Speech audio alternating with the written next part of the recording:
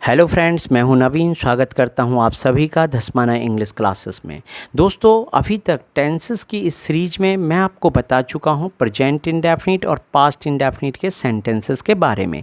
इसके सिवाय मैंने आपको बताया है प्रेजेंट इंडेफिनिट और पास्ट इंडेफिनिट के पैसिव वॉइस के सेंटेंसेस को हम किस तरह से पहचानेंगे और उनको किस तरह से हम इंग्लिश में ट्रांसलेट करेंगे। अगर आपने वो वीडियो लेक्चर्स अभी तक नहीं देखे हैं तो मैंने डिस्क्रिप्शन बॉक्स में लिंक दे रखा है, आप उन वीडियोस को पहले ज़रूर देखिएगा। देखिए, आज के जो इस वीडियो लेक्चर में मैं आपको बताने वाला हूँ फ्यूचर इंडेफिनिट के बारे में। फ्यूचर इंडेफिनिट का हिंदी अर्थ होता है सामान्य भविष्यत काल, यानी कि इस टेंस के वाक्यों में किसी भी घटना का, किसी भी कार्य का, किसी भी क्रिया का भविष्य में होना या करना पाया जाता है। यानी कि जो भी काम होगा वो फ्यूचर को दिखाएगा कि कार्य का फ्यूचर में होना पाया जाएगा। अब इस तरह के वाक्यों को हम कैसे पहचानेंगे कि यह वाक्य फ्यूचर इंडेफिनिट का है? तो इसके लिए सबसे पहले आपको ध्यान रखना है कि जो हिंदी वाक्य की मुख्य क्रिया होगी, यानी कि हिंदी वाक्य में जो काम किया जा रहा होगा उसे क्रिया कहा जाता है। तो क्रिया के अंत में अगर गा गी गे इन तीनों में से किसी का भी एक का यूज हुआ है तो हम समझ जाएंगे वह वाक्य फ्यूचर इंडेफिनिट का है। ठीक है, अब इस तरह के वाक्यों की इंग्लिश बनाने के लिए हमें कौन सा रूल फॉलो कर रहे हैं ये ध्यान दीजिएगा। इस तरह के वाक्यों की इंग्लिश बनाने के लिए सबसे पहले सब्जेक्ट का यूज किया जाएगा, उसके बाद विल का यूज होगा। विल इस टेंस की हेल्पिंग वर्ब है। अगर हिंदी वाक्य नेगेटिव है, अर्थात हिंदी वाक्य में अगर नहीं शब्द आया है तो हम विल के बाद नॉट का प्रयोग करेंगे, और अगर नहीं शब्द नहीं आया है, हिंदी वाक्य नेगेटिव नहीं है, तो नॉट का यूज नहीं करेंगे। इसीलिए मैंने नॉट को जो है वो ब्रैकेट में लिखा हुआ है। फिर उसके बाद वर्ब की फर्स्ट फॉर्म का यूज़ किया जाएगा, लास्ट में ऑब्जेक्ट का यूज़ किया जाएगा। यानी कि हमें ये रूल फॉलो करना है, मीन्स इस तरह के वाक्यों की इंग्लिश बनाने के लिए। आपको मैं एक और बात बता दूं, जो पहले हम इंग्लिश बनाते थे उसमें आई और वी के साथ सेल का यूज किया जाता था, लेकिन मॉडर्न इंग्लिश में जो है आई और वी के साथ सेल का यूज नहीं होता है। अब क्या होता है, कोई भी सब्जेक्ट हो बस उसके साथ विल का यूज किया जाता है, सेल को हटा दिया गया है, सेल का यूज नहीं होता है। तो इसीलिए आप कंफ्यूज ना हो कि मैंने आपको सेल का यूज नहीं बताया है। अब हम एग्ज़ाम्पल के थ्रू इसको समझते हैं। देखिए, पहला एग्ज़ाम्पल है हमारे पास, मैं आपसे कल मिलूँगा। तो सबसे पहले हम ये देखते हैं कि ये वाला वाक्य फ्यूचर का है या नहीं है। ठीक है, तो फ्यूचर इंडेफिनिट के वाक्यों में जैसे हमें पता है कि वर्ब के अंत में गा गी गे का यूज होता है। तो यहाँ पर हमारे पास वर्ब क्या है, मैं आपसे कल मिलूँगा। वर्ब मतलब जो काम हो रहा है, तो काम क्या हो रहा है यहाँ पर, मिलने का हो रहा है। तो देखिए, मिलना, तो मिलना वर्ब है, तो इसके एंड में देखिए गा आ रहा है, मिलूँगा। तो हम समझ जाते हैं कि ये फ्यूचर इंडेफिनिट का सेंटेंस है। अब इंग्लिश कैसे बनाई जाएगी, रूल फॉलो होगा। सबसे पहले सब्जेक्ट, तो इसमें सब्जेक्ट कौन है, मतलब जो काम करता है उसे सब्जेक्ट कहा जाता है। तो इसमें सब्जेक्ट है मैं, तो सबसे पहले आई, फिर विल का यूज होगा, हेल्पिंग वर्ब विल है। फिर उसके बाद वर्ब की फर्स्ट फॉर्म, तो वर्ब यहाँ पर काम क्या हो रहा है, मिलने का। तो फिर मीट का यूज होगा, फर्स्ट फॉर्म यूज होगी। अब किससे मिलूँगा, आपसे, तो यू। कब मिलूँगा, कल, तो टुमारो। ठीक है, जो टुमारो है, आने वाले कल को टुमारो बोलते हैं, बीते हुए कल को यस्टरडे बोलते हैं। समय को हम वाक्य के शुरू में या सेंटेंसेस के लास्ट में भी यूज कर सकते हैं। तो ये सेंटेंस हुआ, I will meet you tomorrow. इसी तरह से नेक्स्ट सेंटेंस है, वह इस काम को करेगी। अब फिर से यहाँ पर हमने वर्ब देखा, वर्ब क्या है, करने का काम हो रहा है, एंड में जो है गी आ रहा है, यानी कि गा गी गे में से कोई एक आ रहा है, तो ये फ्यूचर इंडेफिनिट का है, हम समझ जाते हैं। अब देखिए, सबसे पहले सब्जेक्ट यूज होगा सी, फिर विल का यूज होगा। अब जो वर्ब है, वर्ब क्या है यहाँ पर, करना, करने को बोलते हैं डू। अब भाई क्या करेगा, इस काम को करेगी, तो दिस वर्क। इंग्लिश बनती है सी विल डू दिस वर्क। इसी तरह नेक्स्ट सेंटेंस है, हम किसी और दिन बाजार जाएंगे। हम किसी और दिन बाजार जाएंगे, सब्जेक्ट कौन है, हम, तो वी विल। अब काम क्या हो रहा है, जाने का, तो we will go, go first form है।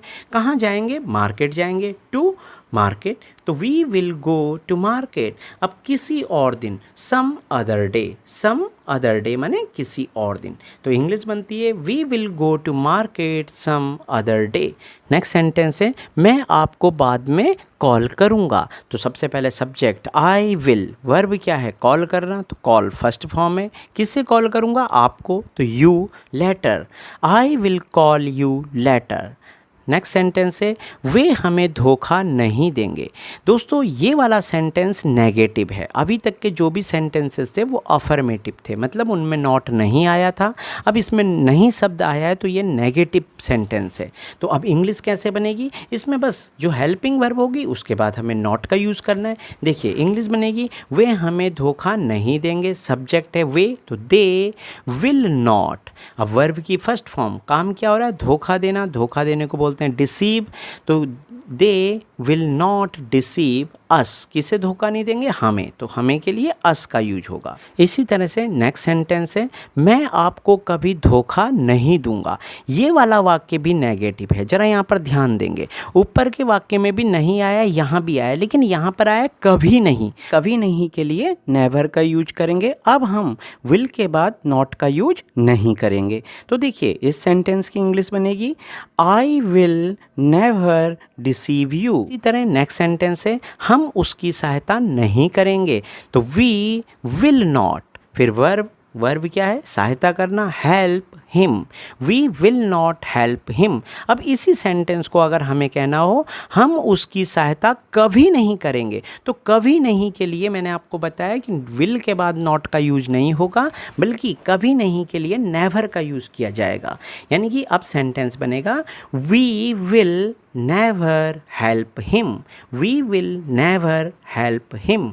इसी तरह से अब हम देखेंगे इंट्रोगेटिव सेंटेंसेस। इंट्रोगेटिव का मतलब होता है प्रश्नवाचक वाक्य। प्रश्नवाचक वाक्य जैसा आप जानते हैं दो प्रकार के होते हैं। एक वे वाक्य जिनका आरंभ क्या से हो। ये जरूरी नहीं है कि आरंभ क्या से हो, कई बार क्या शब्द वाक्य के बिल्कुल लास्ट में भी दिया होता है, ये बात आप ध्यान दीजिएगा।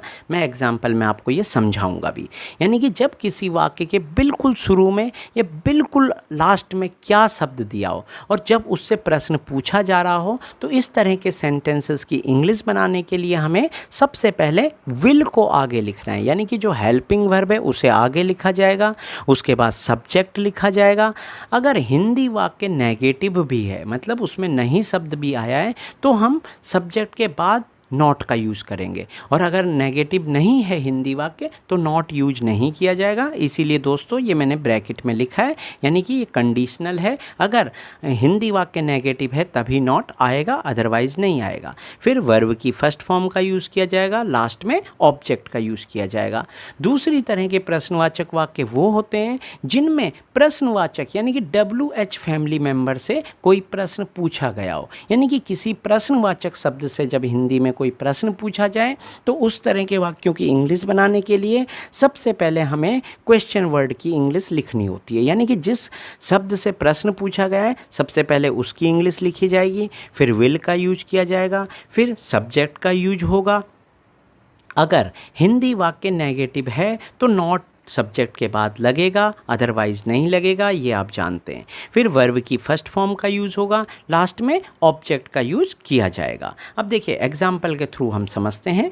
क्या आप इस होटल में ठहरेंगे, तो सबसे पहले क्या आया है तो इसके लिए विल का यूज़ होगा, तो विल, फिर सब्जेक्ट कौन है, आप हैं, तो यू, विल यू। अब वर्ब काम क्या हो रहा है, ठहरने का, तो स्टे फर्स्ट फॉर्म है, तो विल यू स्टे। अब कहाँ ठहरेंगे, इस होटल में, एट दिस होटल, तो will you stay at this hotel. Next sentence है क्या आप मेरा इंतज़ार नहीं करोगी। हम इसको इस तरह से भी बोल सकते हैं, आप मेरा इंतज़ार नहीं करोगी क्या। तो बात एक ही है दोस्तों, क्योंकि इन दोनों का जो उत्तर निकलेगा वो हाँ या ना में निकलेगा। देखिए क्या आप मेरा इंतज़ार नहीं करोगी, तो उत्तर निकलेगा हाँ करूँगी या नहीं करूँगी, जो भी आपको करना होगा।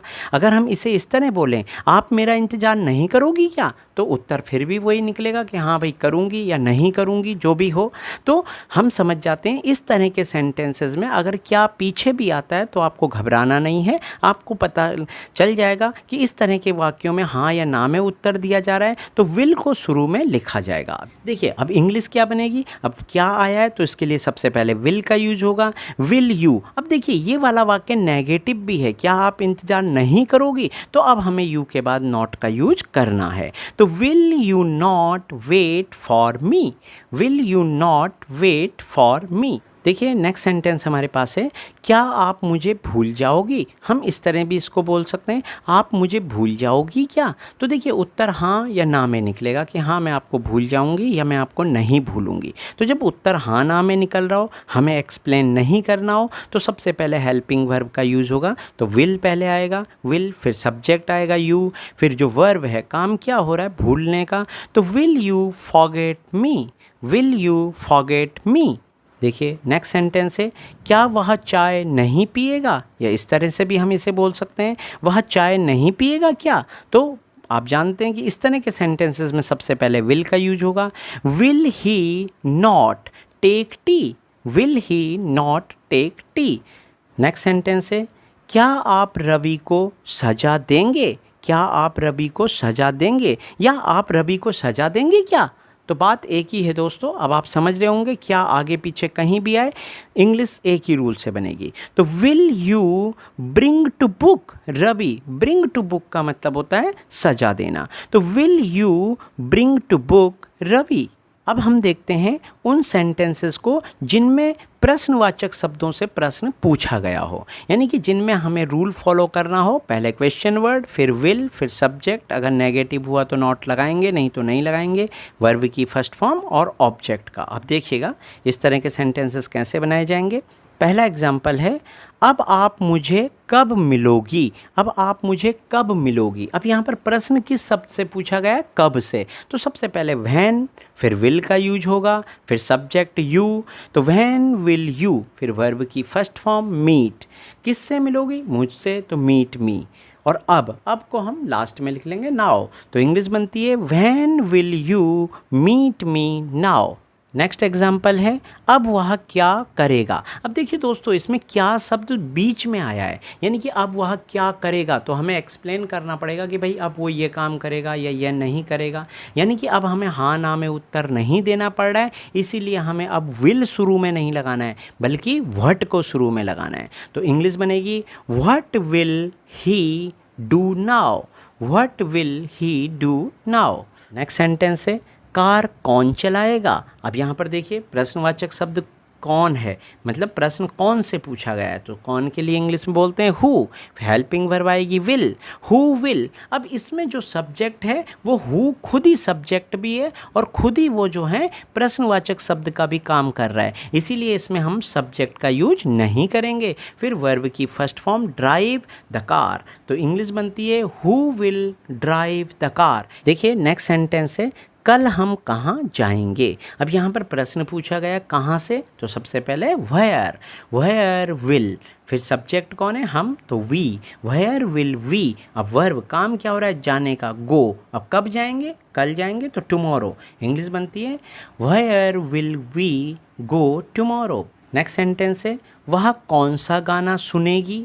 तो सबसे पहले कौन सा, ये प्रश्नवाचक शब्द है, तो विच सॉन्ग, फिर हेल्पिंग वर्ब आएगा will see listen, which song will see listen. Next sentence है, मैं उसकी सहायता क्यों करूँगा।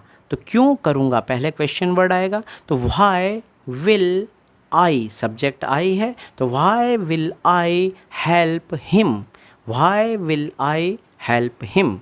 तो दोस्तों उम्मीद करता हूँ कि आपको ये वीडियो लेक्चर पसंद आया होगा। देखिए दोस्तों, आप इस तरह के सेंटेंसेस की घर पर प्रैक्टिस कीजिए, जितना हो सके जब भी आपको समय मिलता है आप इस तरह के सेंटेंसेस की घर पर प्रैक्टिस करते रहिए और इनको बोलने का प्रयास करिए। अपने दोस्तों से जितना भी आपको आता है आप उतना अपने दोस्तों के साथ बोलने का प्रयास करें। जब आप ऐसा करेंगे तो यकीन मानिए आपकी इंग्लिश खुद ब खुद इम्प्रूव होती रहेगी। आपको खुद लगेगा कि हाँ अब मैं सेंटेंसेस को सही से बोल सकता हूँ। तो घर पे ज़रूर प्रयास कीजिए और जितना हो सके अपनी वोकैबुलरी को स्ट्रॉन्ग बनाइए। जो भी शब्द आपको कहीं भी मिलते हैं उनको याद कीजिए, इसी तरह से उनका प्रैक्टिकली यूज भी कीजिए, अपने दोस्तों के साथ उन वर्ड्स को बोलिए। इस तरह से आपकी जो है वोकैबुलरी भी स्ट्रॉन्ग होती रहेगी। तो धन्यवाद दोस्तों, आपको वीडियो कैसा लगा, आप वीडियो को लाइक और शेयर ज़रूर कीजिए।